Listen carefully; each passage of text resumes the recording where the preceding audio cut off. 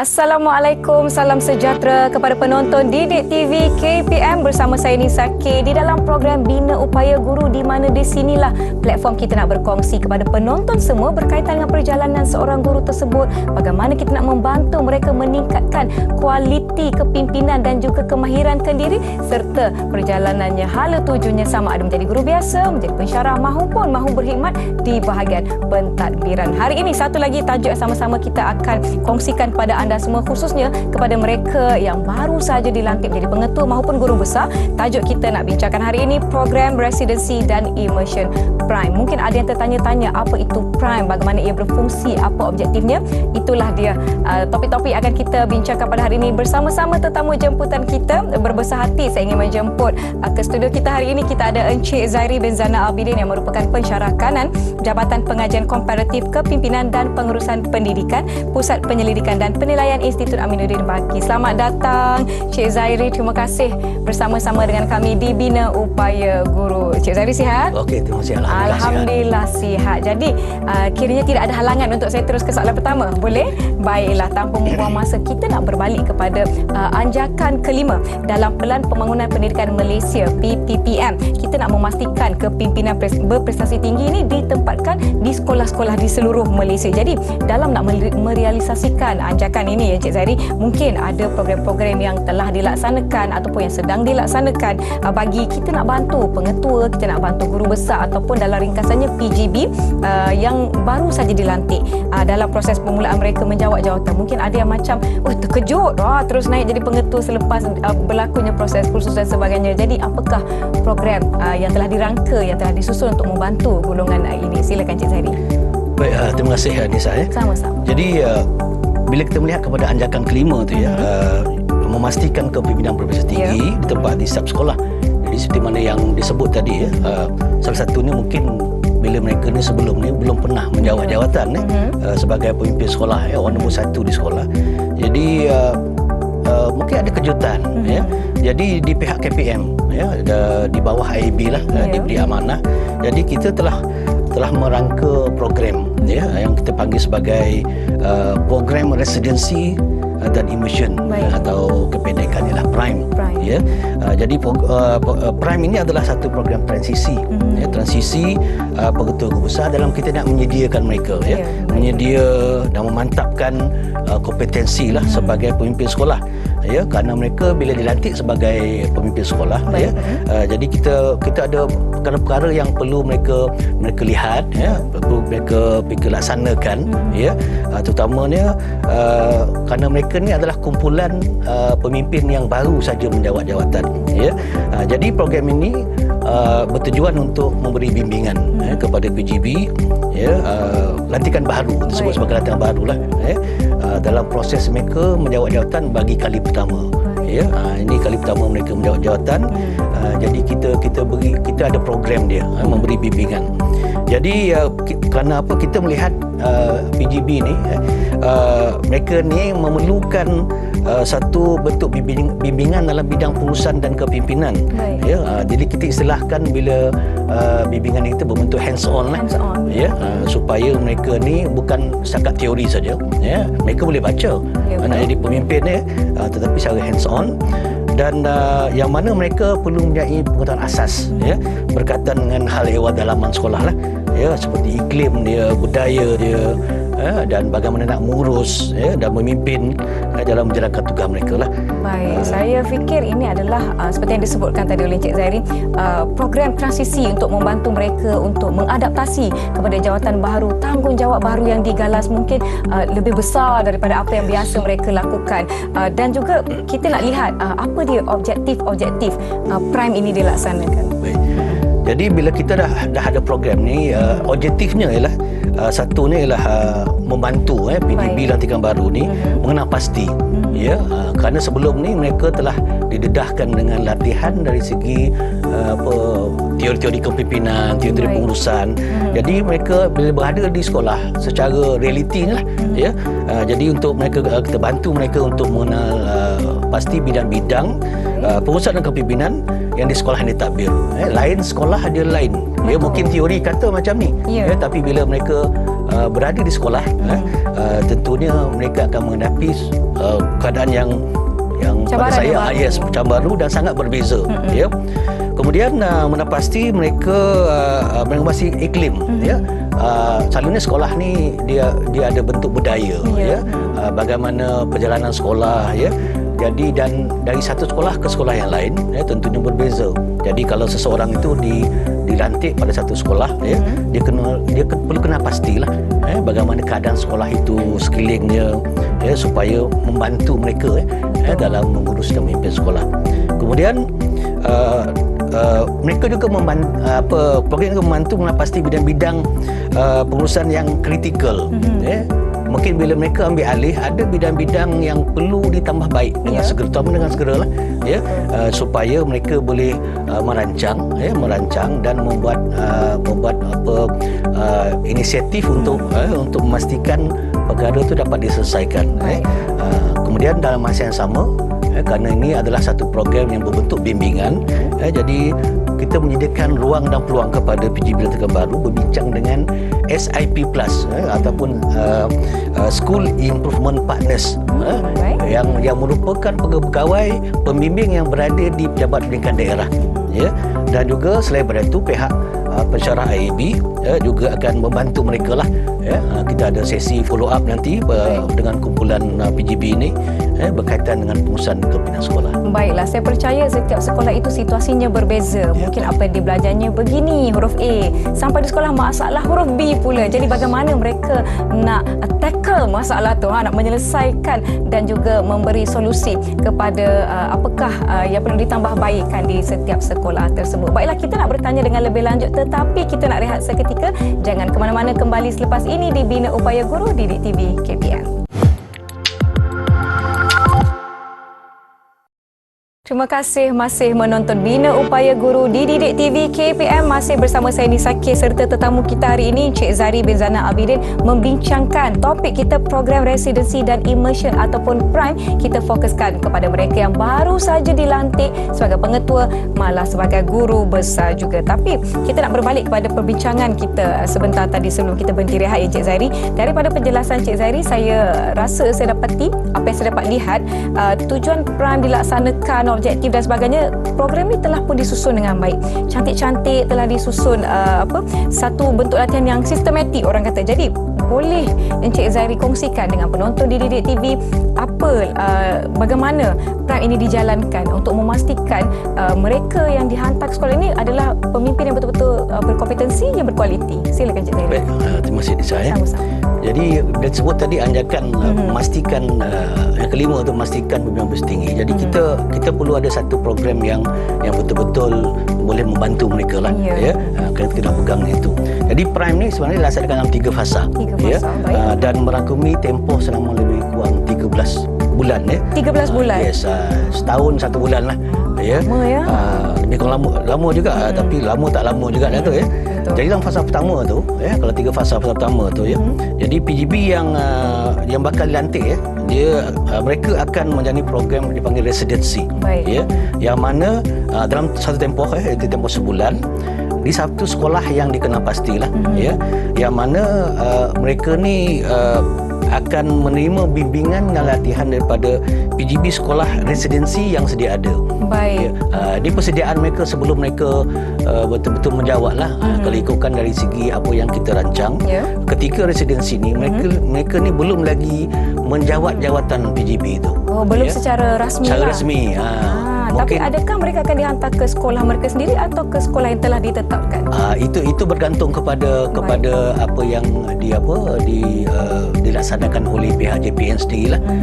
JPN mungkin dah kenal pasti sekolah-sekolah tertentu, dan mereka boleh buat residensi supaya dia akan lebih lebih cepat untuk mengenal pasti keadaan sekolahnya supaya mereka boleh buat persediaan. Baik, itu fasa pertama. Bagaimana dengan fasa kedua? Bagaimana mereka beralih ke fasa kedua? Jadi dalam fasa kedua ni mereka dah menerima surat watikah. Watikah yang mana mereka telah ditempatkan di satu sekolah. Jadi yang pertamanya mereka akan dipanggil untuk berkursus di IEB, di bawah keluaran IEB lah. Dan sekarang ni kita laksanakan kursus itu di lokasi masing-masing ikut negeri. Dan mereka akan melalui kursus selama 4 hari. 4 hari. Dalam 4 hari ni kita akan berikan dia lebih ke macam refresher lah. Apa namanya, mereka tu telah belajar persediaan yang dipimpin sekolah. Jadi kita refresh sikit, lepas tu kita tambah dengan apakah bentuk perancangan-perancangan yang mereka boleh laksanakan. Jadi maknanya selepas mereka berkursus, mereka ni akan digandingkan dengan SIP tadi, SIP Plus tadi, School Improvement Partners, yang mana mereka akan dibimbing dalam satu tempoh, lebih kurang dalam 6 bulan. 6 bulan ni sebenarnya untuk kita melihat bagaimana bimbingan itu berjalan dan apakah perkara-perkara yang ataupun bidang-bidang yang kita kena pasti. Kadang-kadang nanti saya akan tegang yang kemudian nanti. Ada perkara yang memang dalam kalangan PGB itu dia dah boleh handle lah. Mungkin organisasi dah okey, tapi mungkin bidang-bidang yang lain. Jadi di situ kita boleh kena pasti. Jadi fokusnya kepada ada 9 bidang sebenarnya. 9 bidang berdasarkan standard kompetensi Kepengurusan Sekolah Malaysia lah, SKKSM. Itu fasa kedua. Tapi saya tertanya, adakah tempoh 4 hari dan tempoh 6 bulan yang disebutkan tadi itu termasuk dalam tempoh 13 bulan secara keseluruhannya? Betul, termasuk. Supaya kita nak melihat kesinambungan lah. Dia daripada satu fasa tu dia akan bergerak ke fasa-fasa yang berikutnya. Kemudian selepas itu fasa ketiga pula, bagaimana perkembangan pengetua dan juga guru besar baru kita ni? Jadi itu selepas mereka dibimbing dalam fasa kedua oleh SI Partners ni. Jadi dalam fasa ketiga ni pihak IEB akan melaksanakan kita sebut sebagai tindak susul lah. Tindak susul selepas mereka telah dibimbing untuk kita melihat apa lagi yang boleh kita bantulah. Sebenarnya kita nak dalam fasa kedua tu kita mendapat maklum balas daripada SIP mengatakan pengetua guru besar ni macam ni prestasi mereka. Lepas tu mungkin ada bidang-bidang yang boleh kita mantapkan lagi. Itu sebab dalam fasa ketiga ni kita buat tindak susul supaya kita boleh tambah baik apa yang mereka mungkin ada kekurangan lah. Kerana dalam tempoh yang mereka lalui itu mungkin nak melihat kepada bidang-bidang berkaitan dengan pengurusan dan kepimpinan itu, jadi mungkin masa yang terlalu singkat lah. Jadi pensyarah IEB akan turun dalam tindak susul ni. Pensyarah IEB akan turun untuk bertemu dengan PGB ni lah. Jadi kami ada tempoh 6 bulan. 6 bulan. Dalam tempoh 6 bulan tu kita turun, mungkin tak cukup sekali kita turun lagi untuk memberi bimbingan. Jadi kita menggunakan pendekatan coaching and mentoring lah. Coaching and mentoring ini bukanlah kita nak cari silap, tapi kita lebih melihat bagaimana mereka boleh membangunkan diri mereka dan meningkatkan prestasi lah. Baik. Walaupun mungkin ada sedikit cabaran yang dihadapi, pastinya coaching and mentoring ini membantu lagi pengetua dan guru besar baru ini untuk mencari solusi bagaimana nak menghadapi cabaran sebegitu seandainya berlaku ketika mereka menjawat jawatan di sekolah yang telah ditetapkan. Baiklah, sebelum kita berbicara dengan lebih lanjut, jom kita nak rehat seketika. Jangan ke mana-mana, kembali selepas ini di Didik TV KPM Bina Upaya Guru.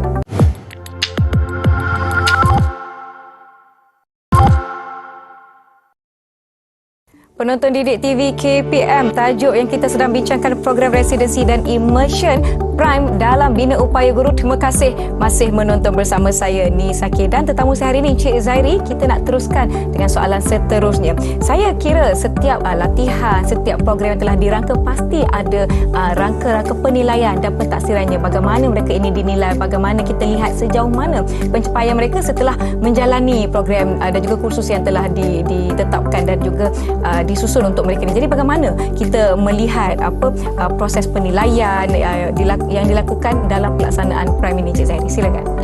Baik, terima kasih Nisa ya. Jadi sebenarnya dalam Prime ini kita tidak ada satu bentuk penilaian yang khusus ya, kerana kita tak adalah kata penentu besar ni dia lulus atau tidak lulus ya. Tak ada huruf ABC. Tak ada ABC ya.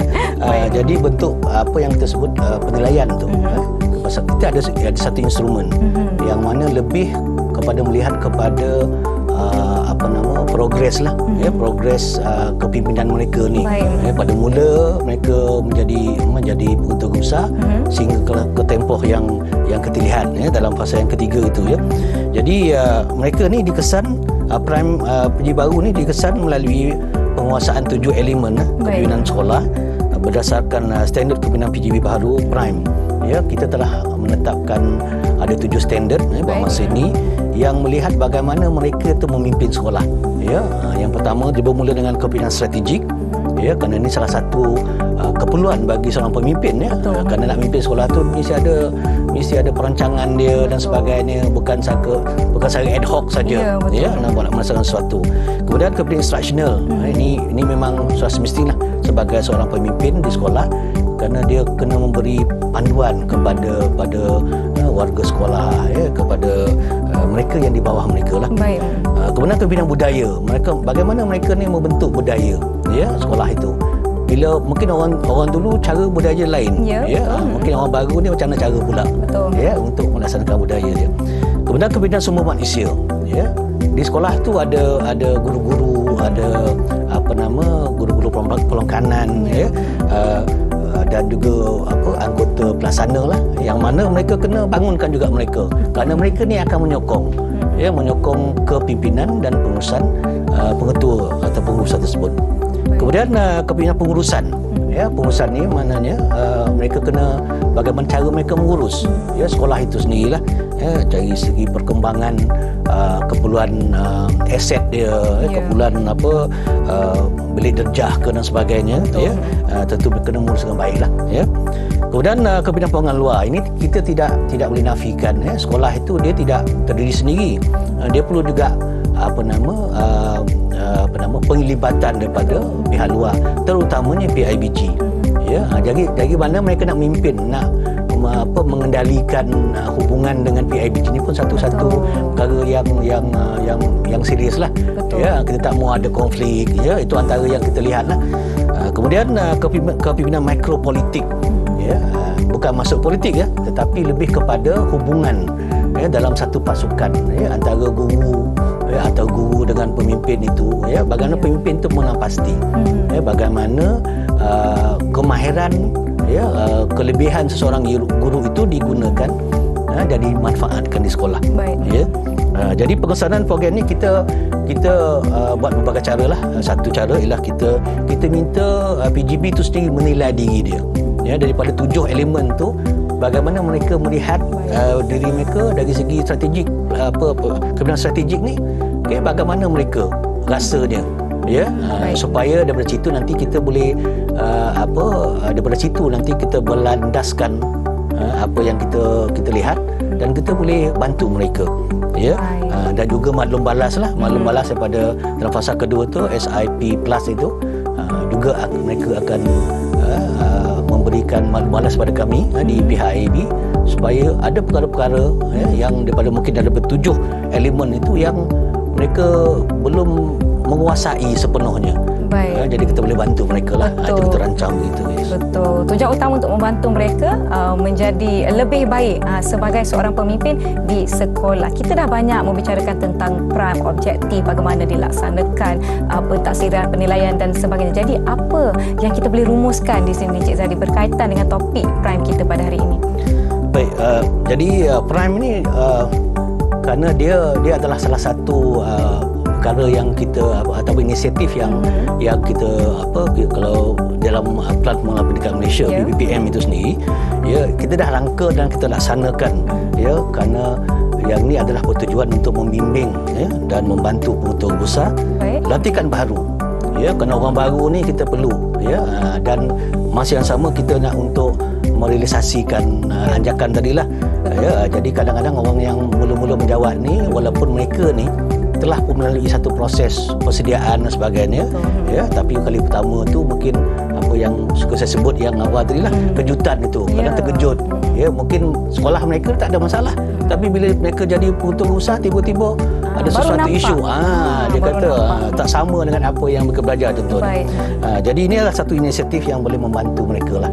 Ya, pimpinan sekolah ini membangunkan mereka sebagai pemimpin berprestasi tinggi.